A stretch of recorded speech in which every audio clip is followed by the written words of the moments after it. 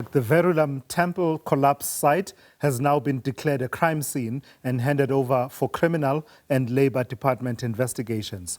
Preliminary findings show the building collapsed while concrete was being poured on the upper levels of the multi-storey structure. Investigators have identified several shortcomings, including crumbly concrete, voids in samples, and the apparent absence of concrete vibrators, which are critical to structural strength. Authorities say the construction was unlawful, unauthorized, and unsupervised, and carried out without approved building plans. This tragedy follows a similar deadly building collapse in George last year in the Western Cape. Concerns have also been raised about broader weaknesses in regulating the built environment. So, let's take that conversation further.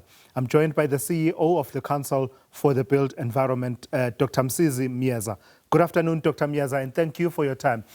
You've been on the ground, your teams at least have been on the ground from the get-go in Verulam after the collapse. What picture is emerging along the lines that fall within your realm and your authority and mandate?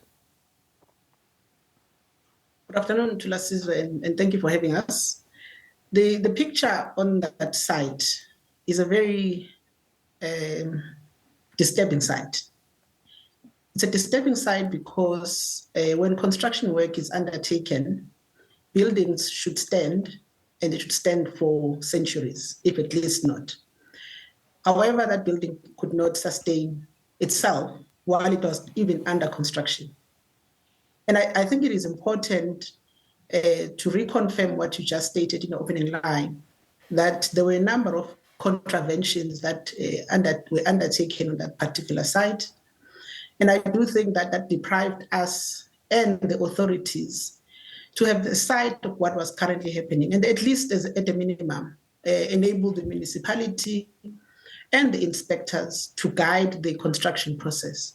So from a compliance point of view, to a construction methodology point of view, to a material that was used, and we also suspect that there could have been even issues of quality in terms of the shortcuts that could have been taken. But those are some of the issues that would unravel as the investigation unfolds. Yeah.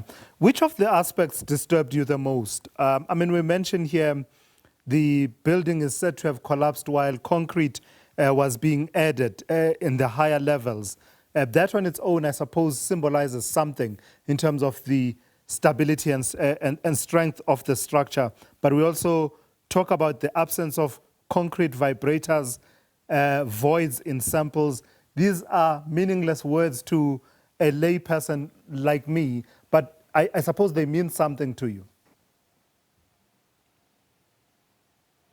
Let's pick up that conversation with Dr Msizi Myeza, who is the CEO of the Council for the Built Environment, and we're talking about the preliminary findings around the Verulam Temple collapse. Dr Myeza, before we were interrupted by that break, in as far as the network is concerned, you were outlining the most disturbing aspects that you observed at the Verulam site. There's a spectrum of what appears to be infractions that were observed on the site, from issues to do with the crumbly concrete, voids in samples, apparent absence of concrete vibrators. That's on the one end of the spectrum. But then further on, we talk about the site having been, the construction having been unlawful, unauthorized, unsupervised, and carried out without building plans. Which of these areas disturbs you the most? No, thanks to Las, and apologies for the glitch. I think from a perspective of us as regulators, what concerns us the most is the culture of non-compliance. Because the rules that are there that governs the construction and the built environment are there to protect the public. So if communities, developers, and generally clients do not comply with the stages that are prescribed in the National Building Control Regulations, rules that are prescribed in the municipal planning and development processes, rules that are prescribed in relation to the work that should be done by professionals, the catastrophes that we are seeing will continue. There are evidence that are emerging from where we're sitting that suggests that if all of the gates that are prescribed above were complied with, and I'm sure some of these issues could have been averted. You describe it as a culture of non-compliance. Say a bit more about that. Many people will be wondering how it is possible that a structure that is high as 4 stories high could go up without any of this paperwork being done and no mechanism to detect that, hang on, you are building, where are your plans, where are your authorizations, where are those checks and balances? No, Tulas, I think one of the emerging information that we have now is that the temple itself was a community project. And surely community members in the area were aware of the structure.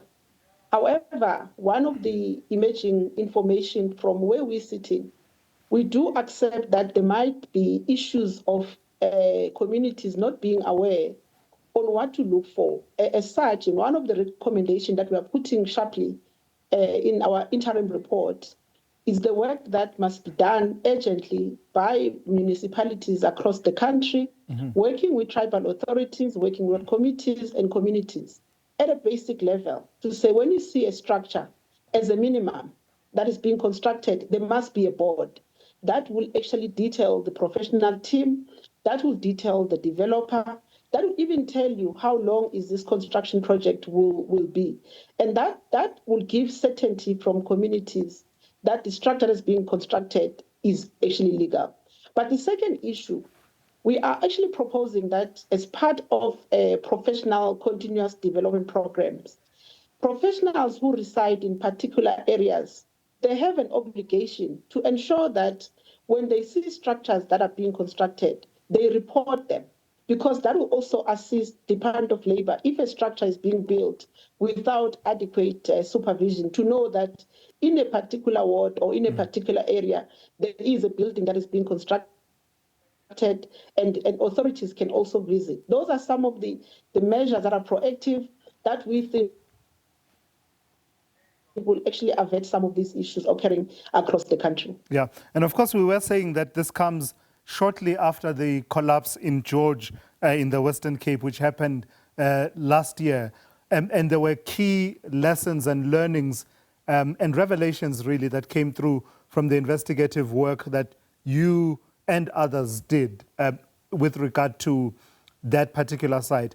Are there commonalities and certain trends that you noticed in both incidents that you say talk to the conduct of professionals in the built environment?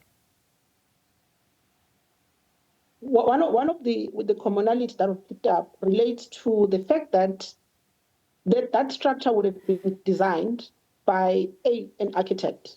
There could have been a contractor on site. And we do think that professionals hold a responsibility to do what's right for society.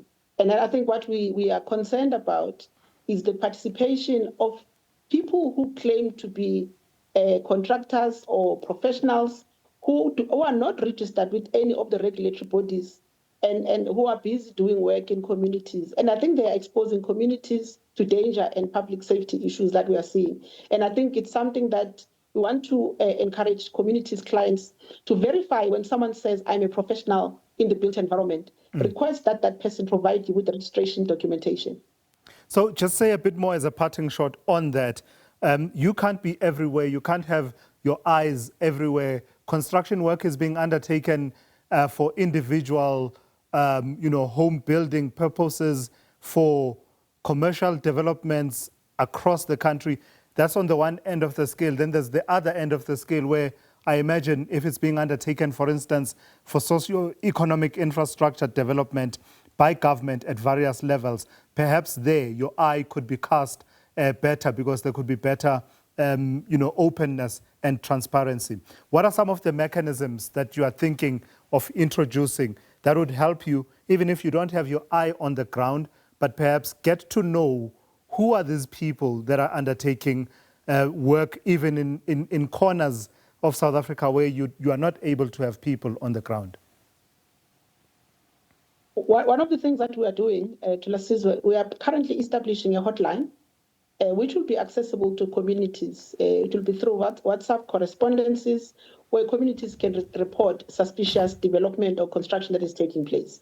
The second issue is to embark on a program in partnership with all the relevant authorities and agencies to ensure that we sensitize communities about dangers of illegal construction. And thirdly, we also want to urge manufacturers, suppliers of material, that before they can provide building material to so-called contractors or professionals in the built environment, they must request as a matter of urgency that those who are claiming to be purchasing material provide them with documentation, certification from municipalities that will confirm that indeed the structure that they're building has been approved. If not, I think those suppliers are basically perpetuating this problem. So that's an edge that we're making to manufacturers and suppliers of material to work with us in ensuring that we protect our public and ensure that structures that are built do not collapse in the future. All right, let's leave it there for this afternoon. Dr. Msizi Myeza is CEO of the Council for the Built Environment. Clearly a multi-layered and complex issue that plays itself out in many localities across the country where the Council for the Built Environment and others are not necessarily able to always be on the ground as and when this construction work is taking place.